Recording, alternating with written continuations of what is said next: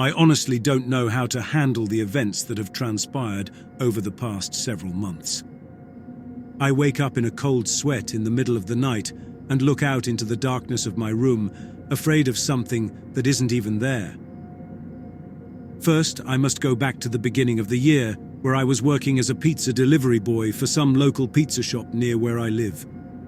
The money was awful, of course, but I was just trying to make a few bucks before college started back up again in the spring. On weekends, the pizza shop closes at midnight, with all deliveries stopping at 11:30 so the drivers can help clean up the shop. One Saturday night, a call came in around 11:45 and asked for a delivery. My boss was about to say that we don't deliver after 11:30, but the person ordered 8 large pizzas and wanted someone to drop them off at their house, which was located far away from the shop. My boss, being the cheapskate that he is, demanded the order to be made and delivered because 8 large pizzas was a lot of money inside his pocket. Unfortunately for me, my boss decided that I would be the one to deliver. I typed the address into my phone and saw that it was an almost 30-minute drive just to get to this person's house. Since cooking 8 large pizzas takes a while to make, I was probably going to arrive at this person's house around 1 in the morning. I was a little annoyed that I had to stay so late, but I tried to look on the bright side of things and told myself that I was probably going to receive a generous tip, given the lateness of the hour, the amount of pizzas that were ordered, and the distance from the shop. After about 35 minutes, the pizzas were finally done, so I put them in my car and set off toward the address. I arrived around 1 o'clock, just like I predicted, and drove my car up this steep driveway to an impressively big house. Even though the house looked very nice, the front yard was in horrible condition. We don't get any snow from where I'm from, so the grass continues growing all year round. And this grass looked like it hadn't been cut for several months. That was the first thing that I noticed. The second thing was the fact that this gigantic house was located out in the middle of nowhere, up on this hill, and from where I was sitting in my car, it looked like nobody was home. There were no cars in the driveway, and the lights in the house were not on, yet this house ordered 8 large pizzas to be delivered. I was hesitant about getting out of my car, but I finally did, and walked up to the front door in hopes that this would all be over soon. I was about to ring the doorbell when I saw a piece of paper taped to the door. "Dear Pizza Boy, please come in. Do not ring the doorbell. Thank you." That was strike 3 for me. I had a bad feeling about this house ever since I pulled in, but now I was certain that something fishy was going on. This definitely felt like some kind of trap to me. And even though I don't live in a bad neighborhood, I still didn't want to be abducted by someone. I disobeyed what the note said and rang the doorbell anyway. I waited a few minutes, but no one answered. I knocked on the door, then placed my ear closer to the wood to try and listen for any noises coming from inside the house. Hearing nothing, I just stood there on this person's porch in the middle of the night with 8 pizzas and no idea what to do next. I wanted to get back in my car and just tell my boss that no one was at the house, but that would really piss him off if I came back with 8 large pizzas and no money. I stood there a little while longer, not moving, until I finally reached up for the handle to go inside. But then I remembered something. A couple of weeks earlier, a young kid named Billy Holmes was abducted in broad daylight, not even 3 miles from where this house was. Like I said before, I don't live in a bad neighborhood, so when Billy got kidnapped, it was pretty big news in our town because we are not used to such events. I took my hand away from the handle, convincing myself that delivering these pizzas wasn't worth my life. I turned around and was about to walk back to my car when I heard someone say something from inside the house. "Come in!" someone shouted. The voice definitely came from a woman, but she sounded far away, like she was on the opposite side of the house or something. I went back to the door and knocked again. "Come in, please. I'm upstairs." The woman's voice yelled. I eased up a little bit when I heard the voice, but I was still skeptical about the whole thing. The woman said, "I'm upstairs," implying that she was the only one there, which would be weird considering she ordered 8 pizzas. I told myself that I was just being paranoid, but there was a very small nagging feeling in the back of mind that I immediately suppressed. The inside of the house was very similar to the condition of the yard, unkempt. There were piles of garbage everywhere, and most of the house just looked like it hadn't been cleaned in a long time. I kept the front door open just in case I needed to make a quick escape, and then set the pizzas down on a table that was a few feet in front of me. Most of the lights in the house were off, except for the one in the room I was currently standing in, and the one located at the top of a large staircase that was to my right. I heard the voice again. It was coming from the top of the steps, but I couldn't see anybody. "I'll be down in a minute," she said. Only this time it didn't sound right. Something was off about her voice. I hadn't noticed it when I was standing outside, but now, since it was much clearer, I could tell that it wasn't a woman's voice. Well, it was, but it didn't sound natural. It sounded like a man doing an imitation of a woman's voice. There had been red flags going off ever since I parked my car, but this was the final straw. I left the pizzas on the table so they wouldn't trip me up if I had to start running. I turned around and was about to leave through the front door when I stopped dead. Right as I was exiting the house, I saw a shadowy figure dart across the sidewalk into the high grass covering the yard. Standing where I was in the doorway, I could make out the silhouette of something crouching in the grass off to my left about 20 yards in front of me. It was dark out, so I could barely make out the figure crouching in the yard, but from where I was standing, I could tell that there was something off about it. The thing had a very small head, barely bigger than that of a baby, but the rest of its body looked like it belonged to a full-grown man. I couldn't see its eyes, but I knew that it was looking at me, I was certain.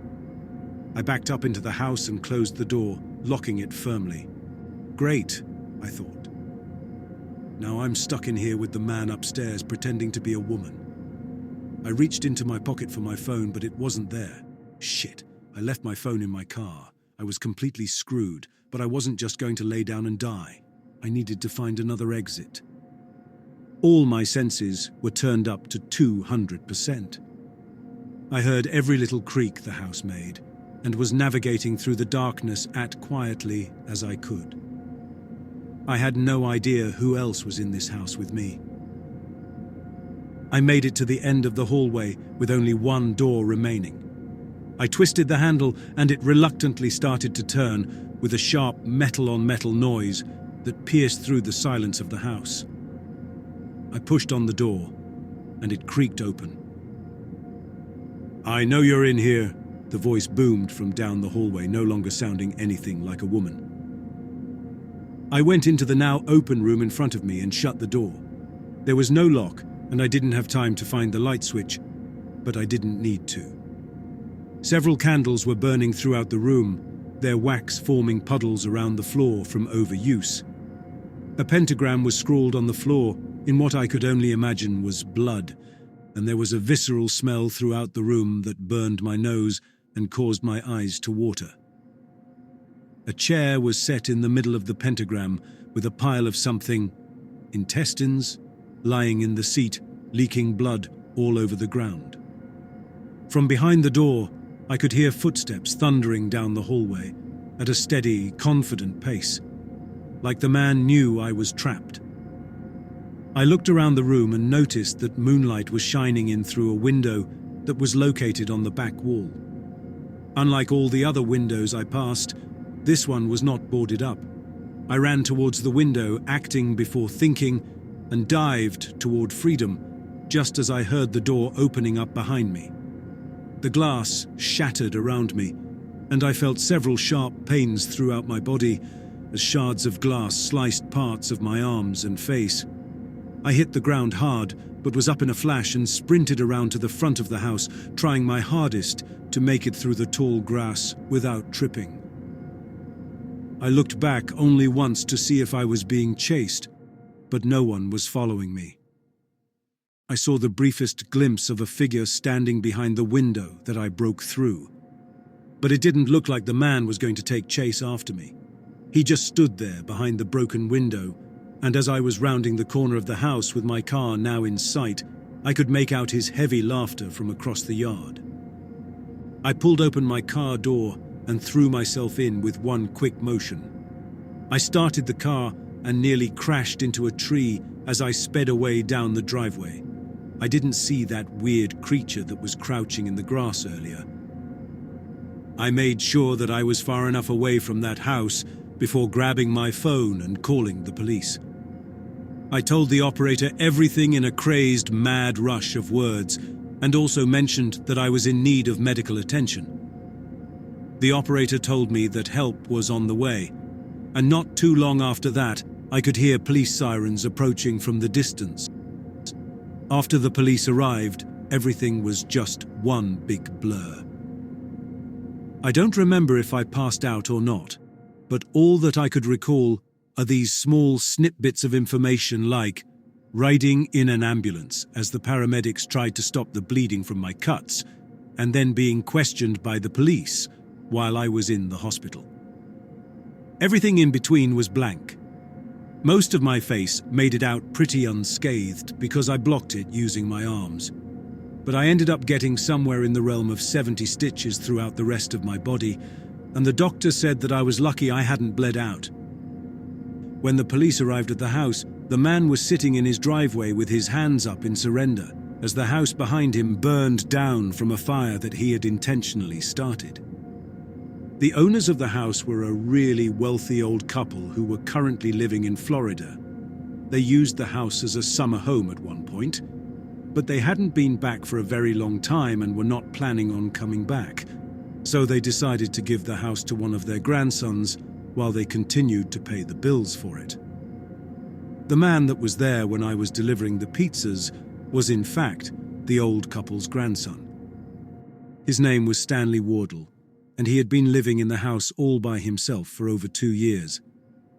All of his family said that they lost contact with Stanley about a year ago, but none of them made an effort to try and reconnect with him, because Stanley was seen as the black sheep of the family. On the night that he was arrested, he admitted that he killed 3 people over the past 6 months and was planning on killing me as well. 2 of the 3 victims were an unlucky couple that had been visiting family from out of town. The other person was Billy Holmes, the little boy that I remembered had gone missing a few weeks earlier. During my statement to the police, I mentioned the creature that I saw hiding in the grass, and also the pentagram that was drawn on the floor in the room with the window where I had escaped. But since Stanley burned his house down, nothing that I described was found. As for the creature with the small head and thick tail, the police said that I imagined it from the amount of shock that I was experiencing at the time. I wanted to believe them, but something inside me knew that they were wrong. And if all of this wasn't weird enough, the trial that took place after Stanley was arrested are when things really started to get disturbing.